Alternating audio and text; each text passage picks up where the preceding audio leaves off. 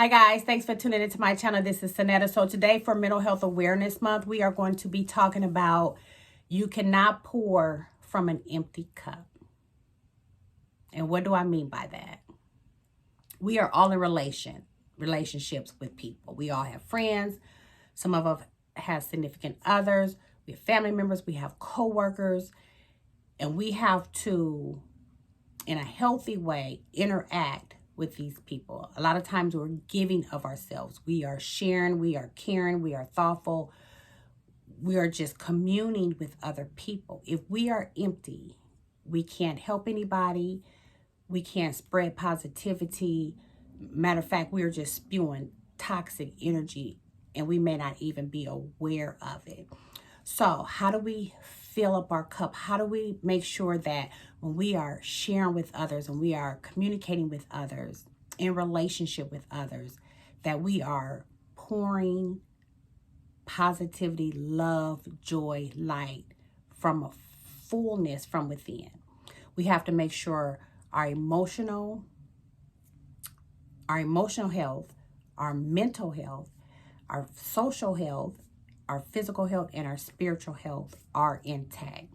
So let's start with mental health, because this is mental health awareness, right? And so that includes a lot of things. But if you're stressed out, depressed, anxious, you want to do something. It is your responsibility to do so. And it may not be to a point where it's a problem, but you know that mentally you are feeling drained. You want to do something to fill yourself back up mentally. Mentally stimulating. Read a book. Anything that you can think of that will help you mentally. Take nap.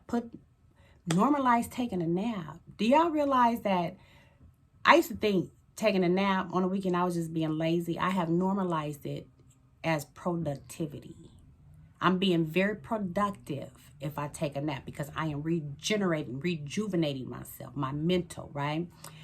So that's mental. So your emotional health, you want to take care of your emotional health by doing things that make you feel good. Going to go see a movie. One of the things that I used to do, and I'm going to get back to this, is I used to always buy myself flowers. I'm into plants now more than flowers, but pretty flowers. Flowers don't last very long, but every week just go to the grocery store. They sell flowers real cheap. I have so many different vases and just buy myself a couple of roses, put it in the vase, set it on the dining room table. It makes me feel so good. So that's your emotional. Do something that just makes you feel good for your emotional health. And then for social health, your social well-being. Are you interacting with your friends? I know a lot of times we're so busy. Everybody's moving in different directions, but we have to make time. Sometimes you have to plan time to spend with your friends. Plan a date, plan brunch with your friends, but making sure you are spending time with close friends. Even if it's just that one friend, maybe it's a friend that you haven't talked to in a long time, call them up, ask them out for brunch, or a family member that you used to hang out with, but time has gotten in between, and make sure you're socially engaging, right? Going out to a movie together, or brunch together, or go have a cocktail together, whatever you do. A bowling night with the people that you used to bowl with, but I haven't bowled in a long time, or something like that. Social wellness, make sure that that's intact. Also your physical, and that kind of goes without any explanation. Physically, we know we should be exercising, even if it's just a walk around the block.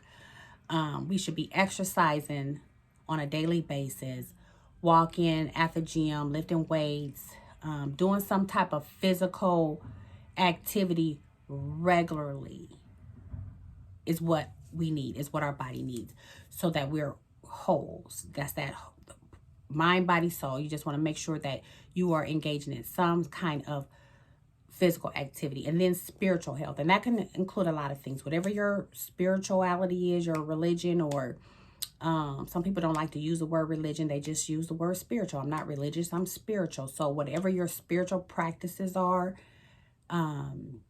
incorporate that daily. And I probably shouldn't even have to say that, because a lot of you just automatically do that. But if you haven't been praying as much, or if you haven't spent time meditating as much, make sure you're doing that. Like, make a conscious effort to write these things down. Like, what am I doing for my emotional health, my mental health, my social health, my physical health, and my spiritual health? Bring awareness to that. Make any changes that you need to do. Because again, you can't pour from an empty cup. If you are empty, you are going to be looking for someone else. That's the toxic side of being empty. You may be looking for someone else to fill you up emotionally or physically or socially. You know, coming around empty, that's toxic. You want to make sure you are full, ready to engage, ready to uplift, encourage, motivate. And you can't do that if you're empty. But if you're full, you're ready to go. And then once you've emptied your cup out, you have to retreat back to yourself and fill yourself back up. It's your responsibility. Nobody's responsible for filling up your cup except for you. Fill yourself back up. Take a nap. Quiet time. Meditation. Read a book. Take a hot bubble bath. Buy yourself some flowers.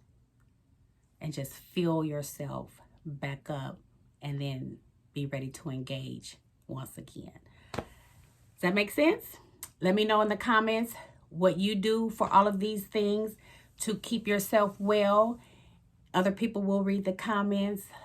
Also, let me know if you have any questions. Click the like button if you will, please. And if you haven't subscribed to the channel, please do so. Thanks for tuning in. I'll see you guys in my next one.